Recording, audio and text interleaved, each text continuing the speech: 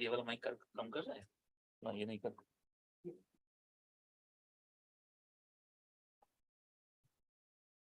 So, good afternoon, good morning, everyone. So, welcome to today's seminar. And today we have Yogesh Chandola as our speaker.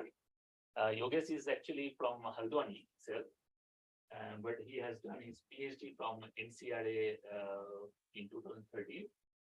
And then he moved to China in Beijing, where he stayed around 4 years as a postdoctoral fellow. And then he stayed 2 years at IUCAA. And then just coming before here, he was first postdoctoral fellow. And now he's visiting here for about this week. And he's planning to go back to China again for his research. And he works on 21 centimeter cosmology, especially on using AGNs, and we'll talk about that. So welcome, Yogesh, and we start the presentation now. Thank you, Suvendu, and I would like to thank you for providing this opportunity to have a talk here, and I would also like to thank Director Rees. So I'll be talking about the associated H1 21 centimeter absorption towards radio AGNs of different accretion modes. I have been working on this topic with the Professor Sekia and Professor Deely from NAOC. So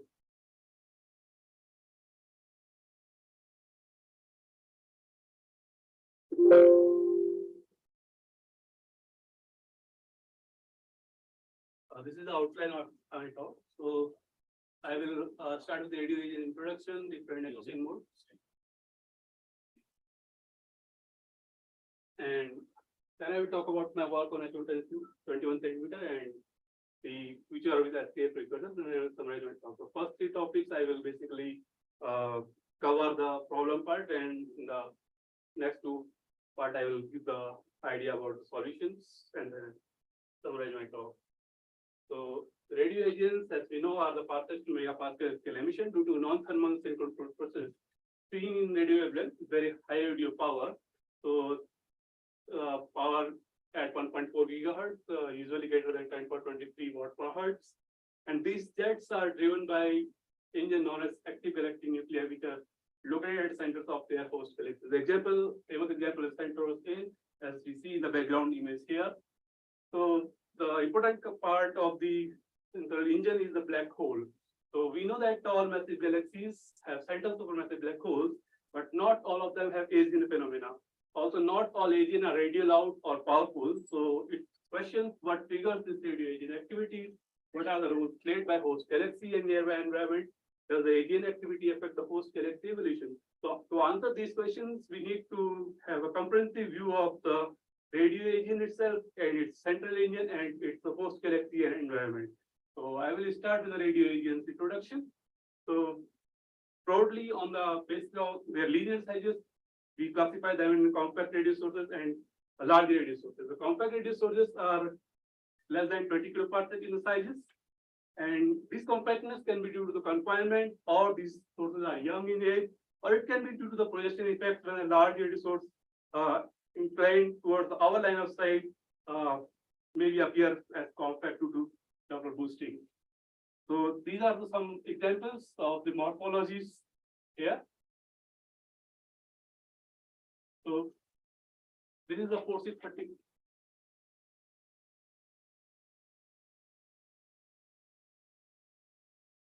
So here 4C31 point long press.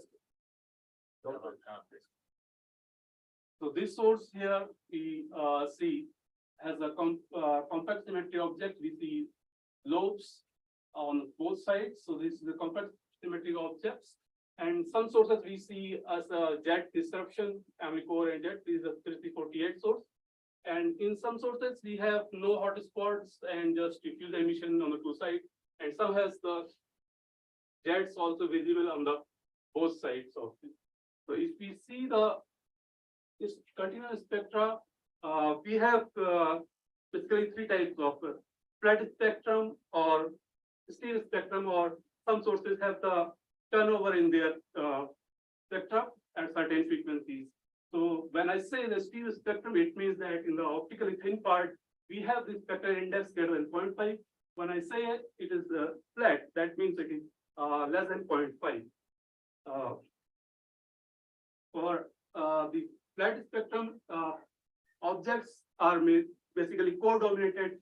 They have less extended emission, while for a steep spectrum, they have diffuse emission around, so they go on steep. For some sources, they have so turnover in their frequencies. It can be due to the free absorption or synchrotron self-absorption, or it can be due to the intermittent nature of the radio source. The free absorption is usually happens when the source is confined, and in the case of synchrotron self-absorption, we see turnover dependence on their linear sizes. So the most compact ones are high frequency pickup, the SPF. So those have their turnover frequencies above 5 gigahertz, and gigahertz peak spectrum GPS usually have their turnover at 1 gigahertz, and CSS are much larger, and their size is up to 20 kiloparsec, and they can have turnover around 100 megahertz or like that. So earlier samples were from very bright surveys, bright flux density limited surveys. So those sources were quite high in luminosities. So, but recently with the new surveys happening at the lower frequency as well as higher frequency and very deep, like with the LOFAR and with the MWA, the clean survey. So we have a number of sources being discovered in the low luminosity radio sources part as well. So there are some examples of the low luminosity objects. So the first one is I'm showing here is a low luminosity compact steep spectrum sources discovered by Kunat Bajaj et al. From the first survey combined with GB6 survey. So the crosses here show the location in the luminosity size diagram. So if we see their morphologies are the only core are visible, or they have no jets or only some diffuse emission. So similarly, there are other recently discovered sources by Baldi et al. And in a series of papers where they have the prominent core, but weak or no extended emission. And these sources, these FR0 sources, are the dominant population in the local universe at around 0.1 redshift. So as you can see, at the lower redshift, the lower luminosities, they are more larger in number. So recent surveys with Gleam and LERGs are discovering more new type of sources where we can see that there is GPS sources showing a convex spectrum at the last slide. What did you say? That it's what in number? larger in number at local universe. Yeah. So is it due to only the flux limit? Right. Is it due to only flux limit because you cannot detect those sources at high sensitivity limit of it? No, higher, because at the lower redshift, you will because I will come to it that. So as we go to the higher redshift, if your sample is flux density limited, you will only detect the higher brighter sources, right? So that's not probably yeah, but if you come to the lower redshift, the earlier samples were higher luminosity, but as we come to the lower redshift, because of the lower redshift bias, because these are the lower redshift samples, so you will have the more low luminosity sources. So luminosity redshift. So that's the mainly sensitivity because. Yeah.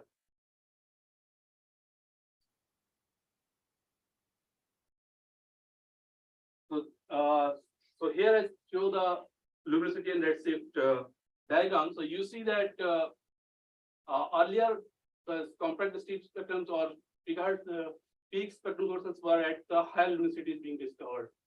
But as we go to the deeper surveys, you begin to detect the fainter sources as well, shown by here by the black dots. So this dotted line shows the limit of the 44 milligency at 1 gigahertz, 144 megahertz, extrapolated to the luminosity to the 5 gigahertz. So in the larger sources, we have the typical classical morphology division based on their morphologies. We have FR1 type, which are usually low power, core dominated, and those don't have the hot spots. While for higher power sources are FR2s, they have weak core, but they have prominent hotspots and jets. So if we look into the university picture of the radio source, it is believed that the lower luminosity, low linear size, but higher luminosity sources will evolve into FR2 sources. But that cannot be said for the lower luminosity sources because those are numerous in the source, but not all of them are evolving into FR1 type. So the question is open that are these young sources that those will evolve into FR1 type, or these are short-lived or recurrent radio sources. So, or these are confined sources to dense interstellar mediums. So, depending on their cycle of activity, they can evolve into the FR1 sources or they can die early. So, that was the part of the radio engine. Now I'm coming to the engine part. So, that is driving these radio sources. So, back into the 1981, Baldwin, Phillips, and Televich gave this BPT diagram to distinguish between the AGNs and star forming galaxies, and this was refined much by Kaufman, QLA later on to classify Seifert and liners. So, similar divisions of radio. So these are all SDSS, AGN. Yeah, these are all. Yeah, these are all SDSS. Below rates 0.3. Yeah.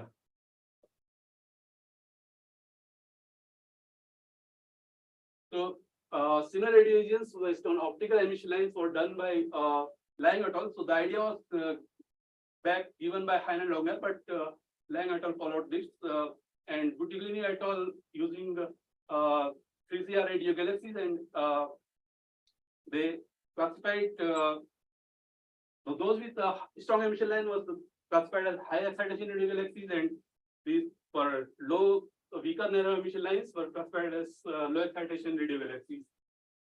And because in the BPT diagram we have all three types of BPT diagrams, but here the Buttiglione et al. Combined these all three lines to remove any changes or variability in the line structure. So they combined nitrogen 2, S2 and O1.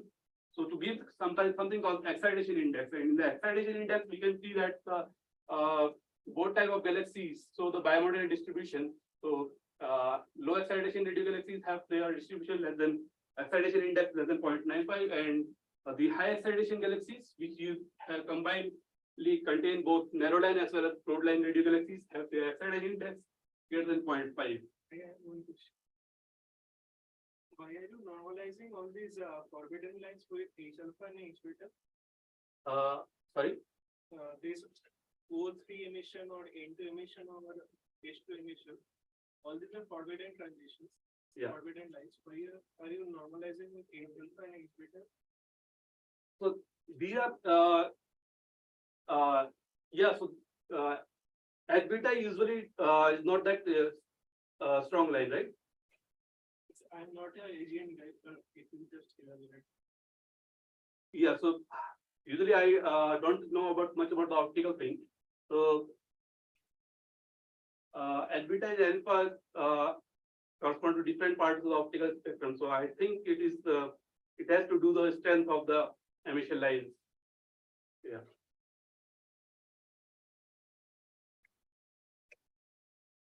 So Buttiglione et al.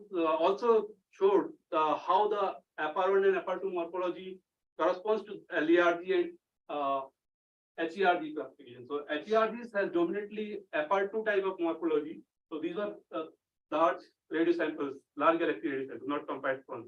So LERGs has the both kind of mix of the FR1 as well as FR2. So, but Western Heckman further come down with SDSS. So these are compact sources and lower luminosity sources, so larger in number. So they used the different approaches to classify these kind of sources. And this bimodal distribution is usually said to be due to the different intrinsic classical model of the AGNs. So we have for the HERGs or high excitation or radiative mode AGNs, we have this called classical AGN model, where we have the torus, we have the accretion disk, which is geometrical thing, optical thing, and it has the torus and broad line regions and narrow line regions. But we don't see that in the case of low-excitation radio galaxies, where we have the thick this truncated disk, but no torus, no VLR, and weak narrow emission line regions. So type 1, type 2, the classification based on orientation, we only see for the HERGs. And at LERGs mostly emit their emission in the radio, while for high excitation radio galaxy, you will see the SAD across the full wavelength. So LERGs has low accretion rate and addiction ratios compared to HERGs. And if we see at the numbers in the local universe at Z equal to 0.1, so LERGs dominate at the lower radio powers. So that means the FR0 sources which are larger in number are mainly driven by low excitation type LERG type engine, the one truncated base. So that was the engine and radio part. Now I'm coming to, because the engine is located at the center of the host galaxy. That is the immediate from where it will derive its fuel. Yeah, so actually this classification HERG this depends upon the excitation number what you hold. Yeah, so which basically depends upon the emission lines and number of emission lines in the continuum. Yeah, ratios of the. Yeah. So people that is basically from the narrow emission line region. People have recently found out that there is a changing look AGN type. Yeah, so that is an open question where HERG will switch into LERGs or not. So there are some studies going on. So some people offer that HERGs will transit into the LERG part, and then it will go to the it can evacuate the gas from the gas star forming gas to the gas-rich galaxies to the elliptical galaxies. That quenching mechanism. So, it can be due to the quenching, or they can have different kind of evolution. So in that sense, these are, you are going to say that it is completely too different, or it is some sort of. I will come to the topic. So if we see the host galaxies, HERGs have a supermassive black hole lower than the LERGs. Their host galaxies are younger and have more compact compared to the LERGs. So this is a figure from Western Heckman 2012. And host galaxies also, and AGN can also look into the color graph diagram why it's mid-infrared, because sometimes what happens that optical lines are obscured and we don't see the hidden AGNs in optical, but we can see that in the mid-infrared part where the UV emission being re-emitted after dust due to the dust in the torus in the mid-infrared part. So this wise W1 match W2 color, two bands, this is generally as a tracer of its AGN activity, while this part with a longer wavelength of W3 band covered generally covers the star forming activity of the. So that's why we see the ellipticals lying here, then spirals, and then we see as we go in this direction, we see CPERT and QSOs lying here. So Sadler et al. For their sample of FR0 sources, basically that was a sample for at higher frequency 8020Z survey with ARTCA. So they compiled sample of radio sources at low redshift. So mostly they find FR0 as I have shown in the left figure. So they put the classification based on LERG and CRG as well as morphology on the wise color diagram. So these are most of the LERGs are lying in the part where the classification comes for the ellipticals, and as we move here, most of the HERGs are lying here. So they gave the cutoff around W1, W2 and W3 at 2, and classified the wise early type and wise late type galaxies. So, and they most of the sources here are FR0 type, more compact sources, but for the some sources for which morphology was available, so they said that FR2s are lying mostly on the late type part, and FR1s are like here in the mostly in the ellipticals. So these AEB means very strong emission line, with broad line, narrow line plus combined with a broad line. AE means strong emission line, strong narrow emission line. While AA is weak emission line, and AA is no evidence of any emission line. So how this color diagram is correlated with this type of crystals? How can we? So here I show that this is the wise infrared survey explorer survey. So for the young starburst, when the dust is heated with the young starburst, it emits into the W3 band. So here you see that as the starburst, more and more starburst or younger starburst is happening, so the W2 minus W3 colors become redder. So basically, we are just putting the we are not bothered about what kind of classification here. We know that we don't know about. Suppose we don't know about the optical emission line or radio morphology. We just put in the color diagram, and we see now it is basically classifying their host galaxy, right?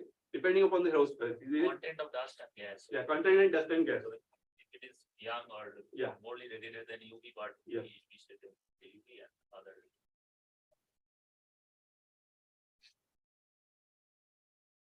So we have the radio part, we have the engine part, and we have the host galaxies. Now, for host galaxies to drive the fuel from the outer region to central region, we need to put the fuel from the central region to engine to take it.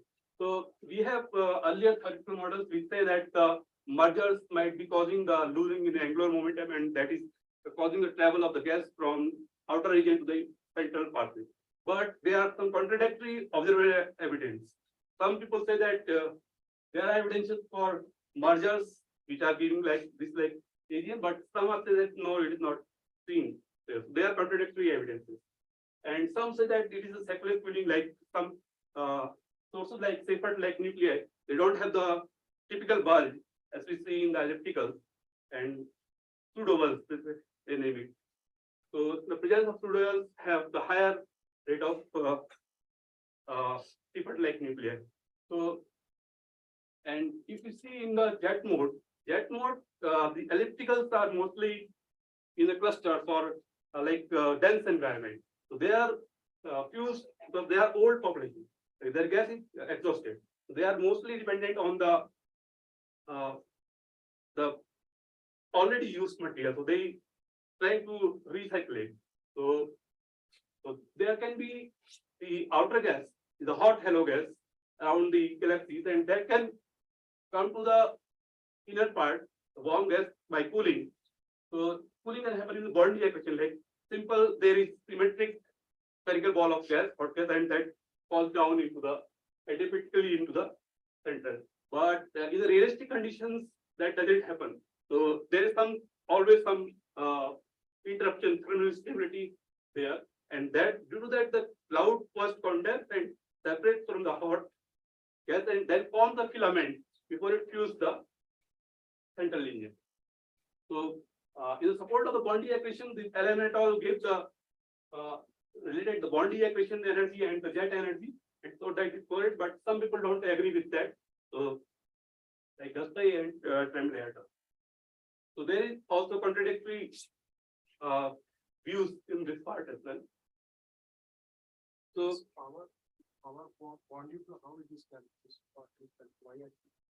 y-axis, so jet is like X-ray cavity. From the X-ray cavity, they calculated the their jet power, and from the emission, so they calculate the output emission, they calculate the accretion. So that this much is the energy and how much what is the required accretion rate for that energy to produce, and that is from the model by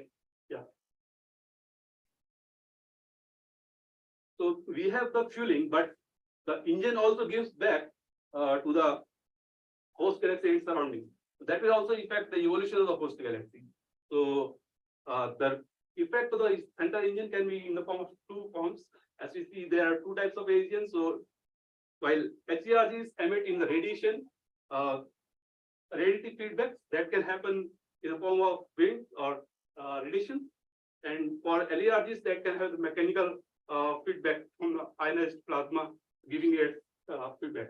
So Munay and I stacked this O3 emission lines and said that it is a jet mode feedback which is dominated, giving rise to the O3 outflows here. But Uvatal and Aksit et al. So they said that no, it is mainly due to the because it is correlated with the mass of the host galaxy. That is why the radio emission is larger, and it is due to the M sigma relation basically. So they try to trace this width, dispersion, and blue shift in the O3 emission line, and they said that it is mainly due to the radiation pressure or wind based on the addiction ratios. So as we see here, is for the larger addiction ratio, there is the larger dispersion and larger. So, but sorry. So now these the radiative feedback are said not to travel beyond maybe parsec scale or 100 parsec scale. So if we want to see any effect on the host galaxy star formation, that has to be coming from the something which can travel to the kiloparsec scale. So for jet mode figure, this is a typical example of with a jet feedback driving the blue shifted outflow. See, here is the 4C29 12.30 VLBI image. So this is the core, and this is northern jet, and here the southern component. So here the southern hotspot. So they show that this near the southern hotspot there is some blue shifted component around 1,000 km per second. So this jet is not beyond 100 parsec or like that. So in order to study the larger scale feedback, we need the something to study in the kiloparsec scale, and mostly those studies can be done in the H1. So H1 gas is mostly larger reservoir of the star forming, because H1 will convert into the H2S and it will form the star formation. So it is the basic fuel, you can say, for the activity, and it is for the both type of star formation as well as the activity. So by studying that H1 gas, we can try to see if there is a turbulence in the gas reservoir, larger gas reservoir, and is there any signature of outflow gas as is shown in the previous diagram that was much close to the agent, but it can be further as well. So whether the outflow is due to jet cloud interaction could take a contradictory view. So outflows can happen due to jet cloud interaction or due to the radiative pressure. So people try to find out what is the region. So there we can see outflow, but what is the region? So and there is no one line. There is no coherence also on the whether this outflow will increase the star formation or will decrease the star formation. Because in some examples we see the star formation is decreasing, but there are some evidence where it increases. Typical example is Mercury 231, where we see that the despite around 2 solar mass per year is this outflow is happening, but the star formation is increased. And there is another example where the star formation is decreased. But so these are comparative. So, and is there any evidence of infalling gas? Like I have shown that clouds condense and fall in the nucleus. So if the gas is there, then we can see evidence of that. So you can trace H1 gas with two types: H1 emission as well as absorption. H1 line can happen in the emission and absorption based on this state, like spin flip transition. So, but both are complementary to either H1 emission and absorption. So H1 emission can map all the gas in the galaxy, but it is difficult to trace it beyond because it depends on the content of the H1. So, and unlike H1 emission, H1 absorption then depend on the content of the gas. You have the background source, if it is bright enough, and if you have in the front of it high condensate gas, you will trace it no matter how far it is. And if the spin temperature is low. So earliest evidences of the H1 absorption goes back to the 1970s, and this is the around center A nucleus. So I will just briefly cover the history of the H1 absorption. So until 2014, observation is largely towards the brighter sources. As I said, for the continuum sources, they were brighter, detecting brighter sources. Here as well, because the samples were flux density limited.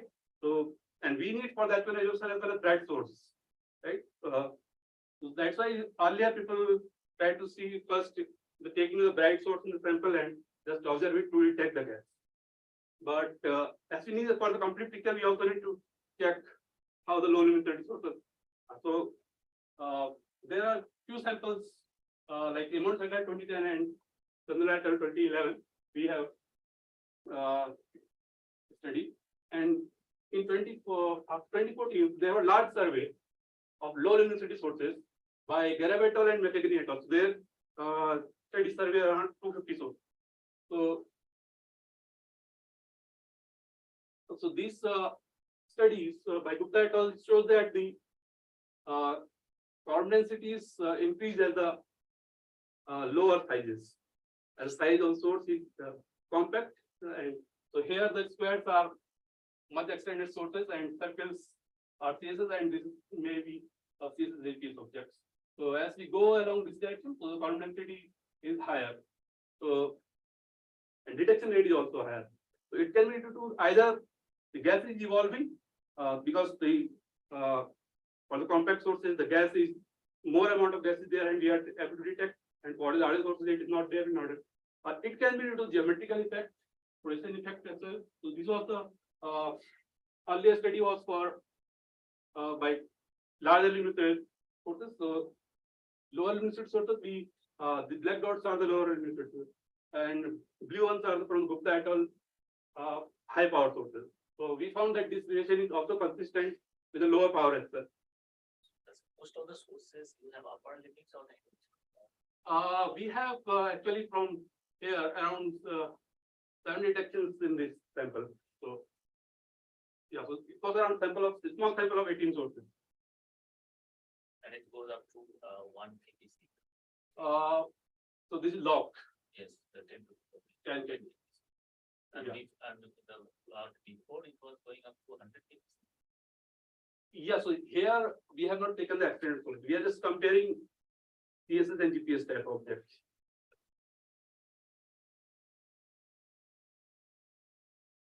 So geometrical effect. So Pilastrom et al. Said that because the gas distribution is not uniform and it is in the form of this, the gas density is higher in the central region and it is much lower at the outer region.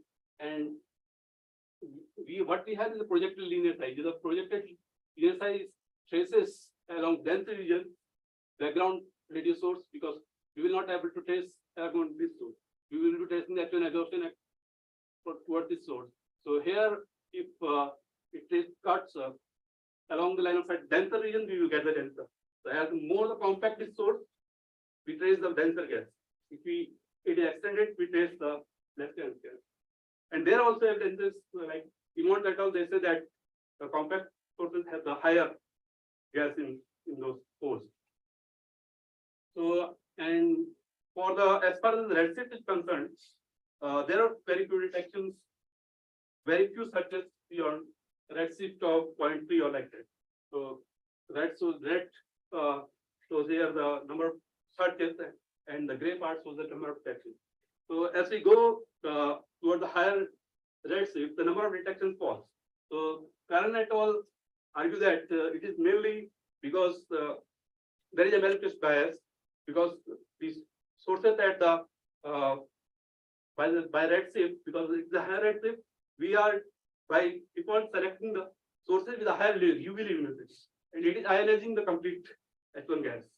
And I think also argue that it is also possibly due to the higher radial luminosity, which is giving the higher spin temperature. That is why causing the fall in the detection rate at the but this samples are small. The error bars are larger, and also we have not gone lower in the luminosity at the higher rate. So recent review by Morganti et al. Covered all these topics. So I will come to the main part of my work. So we started to check dependence on the accretion modes and H1 detection rate, as well as wise colored poster. So we took the 100 sources which were in the first phase of the project from the Gav et al. From their first phase. So that those are classified out of these 100. Classified 80 as LERG and HERG level, and number of HERGs are small because this is a low luminosity sample. So wise colors we take from the wise all wise survey. So what we found that in the sample, H1 detection rates were larger for the late type galaxies. So, and is it due to the only what might be causing this? So it can be either due to the compact structure or due to the host galaxy or the accretion mode is playing any part. So we checked with the dividing sulfur into LERG and HERG. We find that for LERGs as well, which usually are the much older population, but some of those with a wise late type structure have the gas there. So HERGs by default are because their whole population is late type. So they have so they have no detection here. So basically it is showing that it has no dependence on the accretion mode, but only on the host galaxy. So based on the structure, we divided. So we kept aside the their accretion mode. We checked now compact and extended. So we see that for the wise late type part, because the for the wise early type galaxies, because there is no gas, we have not much detections, and there are 15 or not much difference in the compact extended. And because here is a gas in the late part, so we can see that there is differences in the compact and extended structures. So compact sources we gave at around 75% detection rates from their 100 sources. And check whether these, because now there are LERGs which are gaseous as well, similar to the HERGs. So the question is, as you said, that there might be some transition happening in this phase where both has gas. So what might be the evolutionary phase? So it is possible that so here we have detections from the detections we have taken the their blue shift radio power. We find that for the compact sources, we can see that the higher the radio power, there is more outflow happening. So it might be possible that because sample is small, we are not very sure about it. So it might be possible that in the case of compact LERGs, so the gas is this radiates might be driving the gas out, and that will come to the, and because both are overlapping, HERG and HERG are overlapping in the host population, that it might be happening that some of the HERGs might convert into the low density sources, and their fueling is stopped and then it evolves. So it is one of the possible scenarios. So did you check that after controlling the emitter ratio of this plot option? No. T40 T1.4 is the main actually driver, or is it because of the emitter ratio? So you could control the emitter ratio. That's Yeah, but so we have not done. We have just because classification we are already doing on HERG and LERG based on the High-Excitation index. So that is sample is small. If we try to subdivide it into the small sample, then it will be very difficult. Or at least plot as a functional literature, see if it is more shifted towards blue part, if you plot as a functional literature for these instead of the. Yeah, so Just what check. can be done? We forget about what is the classification done, LERG or HERG. We take a whole sample and just check the ratio and see how it does that. Yeah, because sample is small, we so here because number of detections are small and for HERG and LERG, so the two different detection modes. We see that for LERGs there is some broader shift, and HERGs are there only 5, so we don't know whether it is low sample size or whether it is due to the Accretion mode is always this bonding or any other thing. Because in the AGNs, we will do how to this one, thin supporters.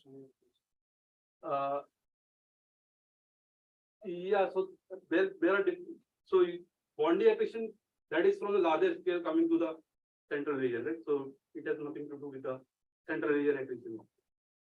So that is I am talking about. There is galaxy from the outer region to central region. I am talking about when I am talking about bonding. So across Nano and those all are in the accretion days.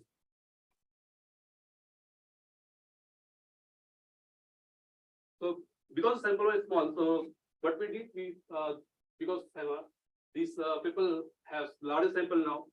After 2 years, 250 sources they publish. So of that, 219 are common with Western Heckman.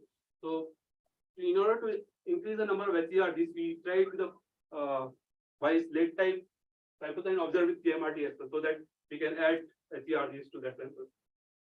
So these are the classification here based on the excitation index, and this is the Petri diagram. So the larger symbols are our observations, and red is the extended here, and here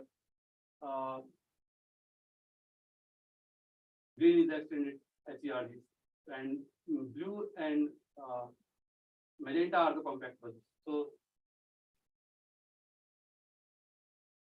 from our observations, the CMRT, those were done in the May, December 2016. 71 sources were selected to the Western Heckman with the first fluxes greater than 80 million, redshift less than 0.3, and W2 minus W3 greater than 2. So we observed 27 sources with 3 to hours per source, and we got the velocity resolution 7 to 8 kilometers per second, and 7 sources doesn't have the good data, so those are affected with the ripples and eruption. So out of the 20 sources, we have 12 HERGs and 8 LERGs. So we have 7 absorption sources detection, which is 6 are new discovery. So this one is earlier has been detected. This is R220, and others are our new detections. Out of these, this source here and this source here are LERG detection. Rest are the HERGs. So we see that some interesting features, like in this galaxy, you see that the growth feature here, but it is coming to the optical emission lines. It comes, but usually it happens like broad lines are blue shaded compared to the optical emission. And here we see another type of interesting feature. So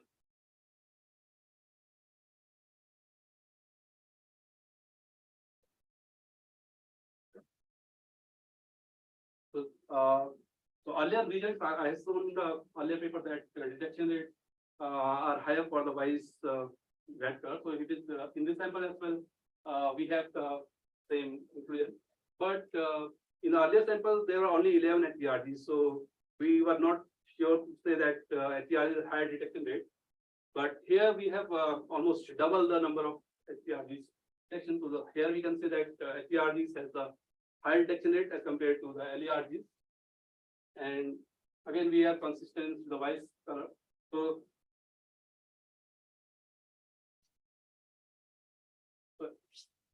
HERGs and LERGs, similar compact structure and vice color, we have the similar detection rate. So that means that we have the H1 gas in the both of them. So that means just detection of the H1 gas will not mean that whether we will see the high excitation or the low excitation source.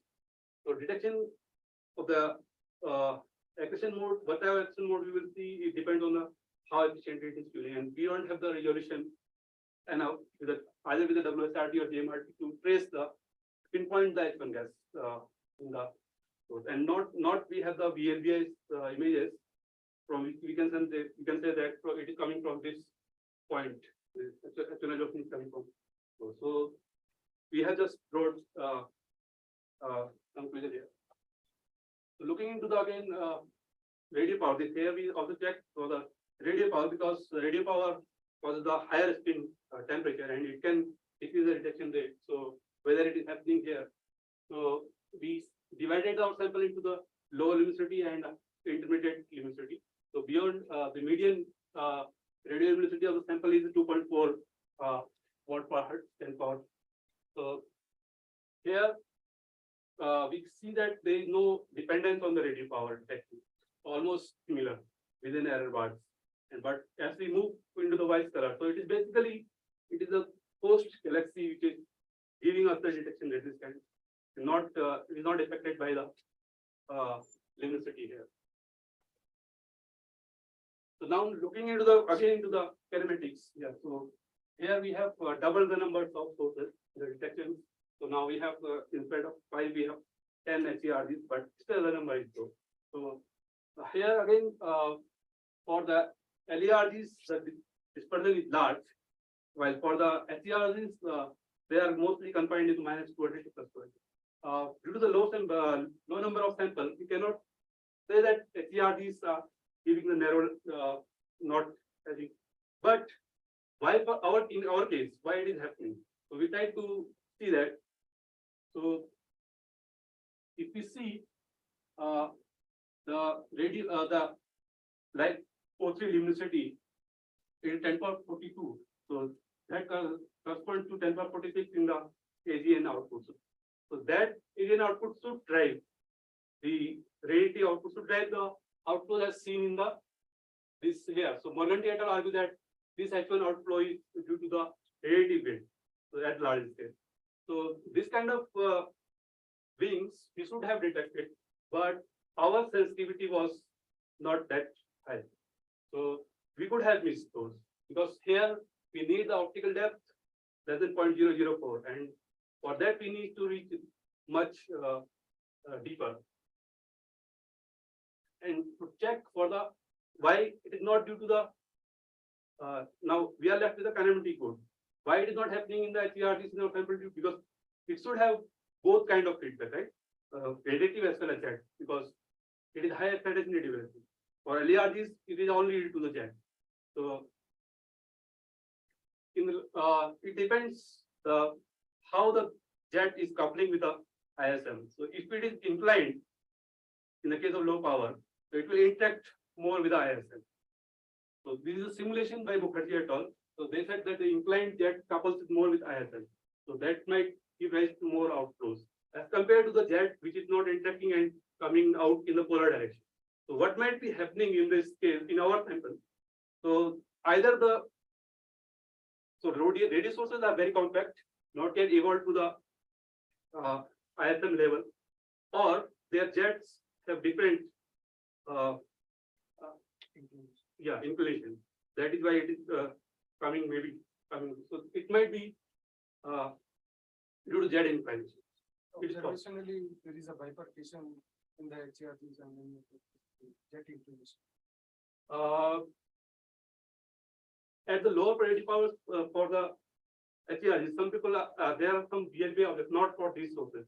We would have checked this, these sources for their.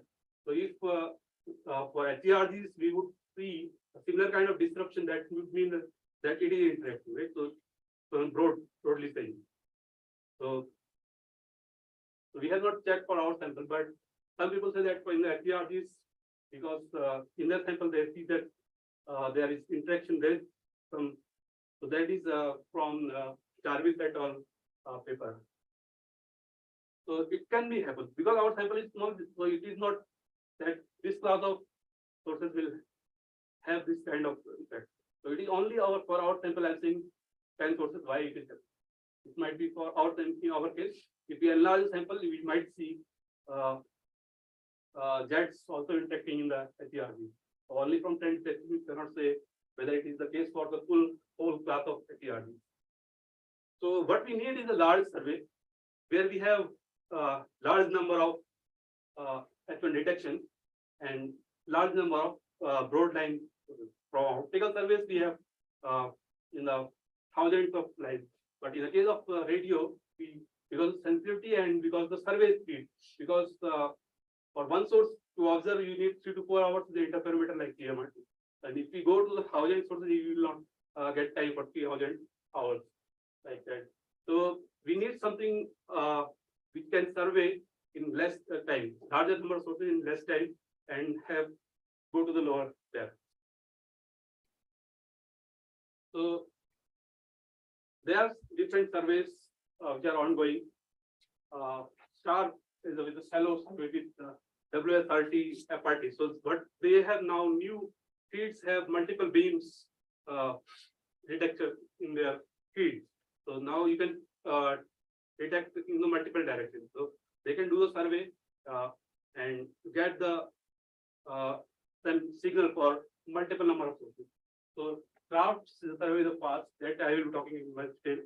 Wallaby is the southern hemisphere survey with that cap at lower redshift. Mars is a midcat. It covers full range of redshift up to redshift 2. And Flash is with a cap. It is only intermediate redshift. So here I have shown the LERG and TRGs from Western Heckman 2012. So till now, most of the samples were observed earlier with 100 million. So these were the samples we were observing, and also the McAgee et al. Provides some low luminosity sources here in these cases, but this range is completely unexplored here. So we might also, with these surveys, we might also get idea about how the LERGs are evolving, or if there is something changes in with the redshift. So with the charts, I will first talk about PASS. PASS is the single largest single disk, and it has a 500-meter aperture, but the illuminated aperture is 300 meters. So it gives us the resolution of around 2.9 minutes, and it has the good thing is the multi-beam 19-beam receiver. So it can earlier it used to be single beam, so multi-beam can trace along different lines. So observations can happen in the different modes. Drift mode, in which you keep the telescope stable and scan the sky. Your telescope is just pointed toward one direction, and because of the Earth's rotation, you are scanning the sky, and then you move to a different direction next day, and you scan the sky. So that is different. And on the fly, like you select some region and just move your telescope beam and scan it. So first two are like to map. You can map the H1. And in the on-off mode, you are targeted towards only one direction. You need something single pointing spectrum. You can do on and off. So off observation are usually what happens.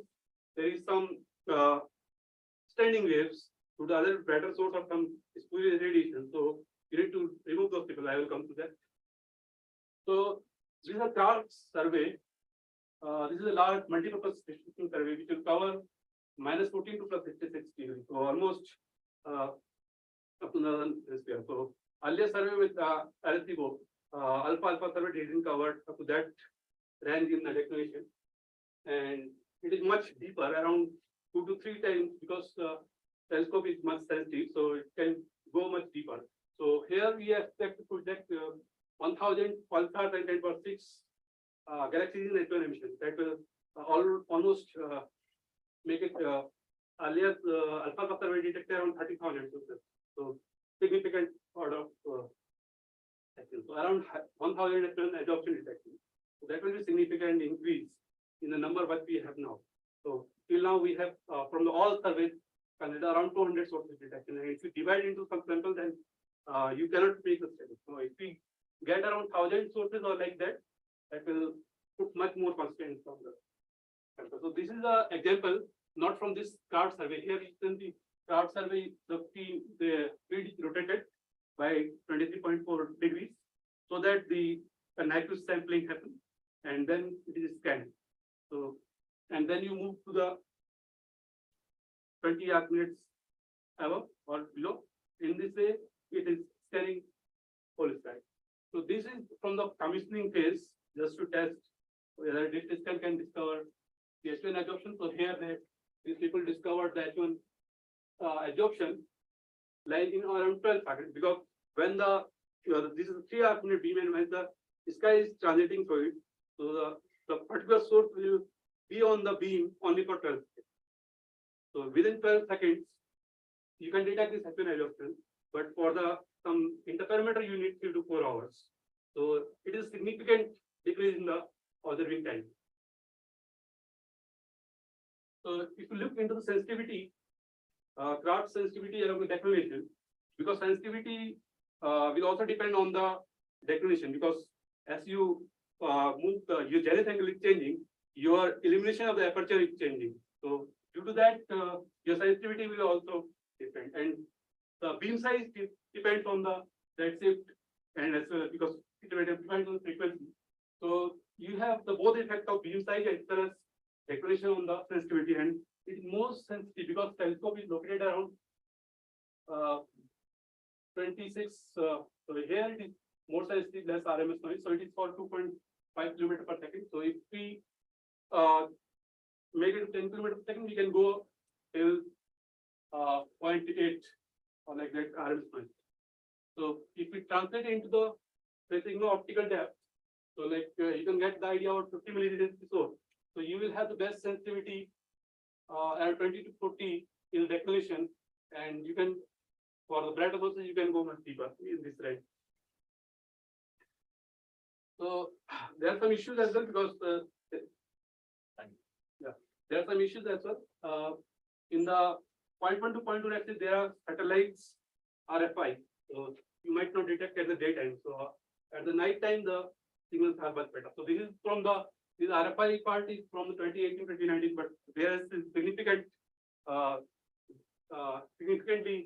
better. The conditions are better here. So this is a on and off observation. So when source is on the source and when it is off the source. So these are the ripples which I was talking about, the standing waves. So to get a better spectra, you need to remove this baseline structure in the. So you will subtract from the on minus off. So then you can remove this ripple. So the ripple removing is one of the part which is to be done here. So we are also like targeting with fast search for H1 and OH as well in the low luminosity radio sources. So 40 sources we have observed from September 2021 to July 2022. So here these are the sample, the peak, and we go up to the 40 milliradians peak here, and these are the sources for which both OH and H will be available, and here H1. So we detected till now we have detected the radar reduction is going on. So from preliminary we have 5 H1. This is the one example here. So here I will summarize my talk. So we reported 7 H1 and 6 radiations with GMRT, and of these 6 are new detections. So we found that H1 absorption detection rates have significant dependence to the white color. That is basically to the host galaxy and the structure. And H1 detection are HERGs because they are by their nature they are host galaxies are gas industry. For similar radio structure, there is no difference. And LERGs so larger shift compared to HERGs in our sample, not for HERGs as a class. Maybe possibility to get cloud difference, and future large sensitive H1 surveys will increase the number of H1 detections and reduce spread out flow profile, which will help us to contain feedback at low particle scale. Thank you very much. Okay, so let's thank the speaker. Questions? So the 12-second exposure you mentioned. Yeah. So what for surveying mode or not surveying? Survey mode phase. Because when a telescope is stable, your beam is only, so it depends on the beam shape, right? Beam shape is 2.9 arc minutes. By the time, so sky is So telescope is stable, your sky is coming, so your source will remain only on the beam for telescope. Pointed observation as much you want, so how much deeper you want to go. It depends on the its temperature, right? So system temperature is system temperature is quite low for yeah, it's around 20 Kelvin.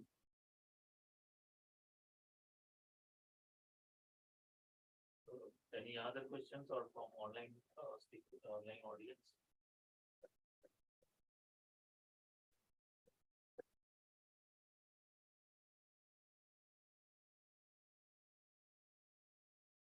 Okay, so I can see. If not, then let's thank the speaker again. Okay. I mean, this will again meet time. Thank you.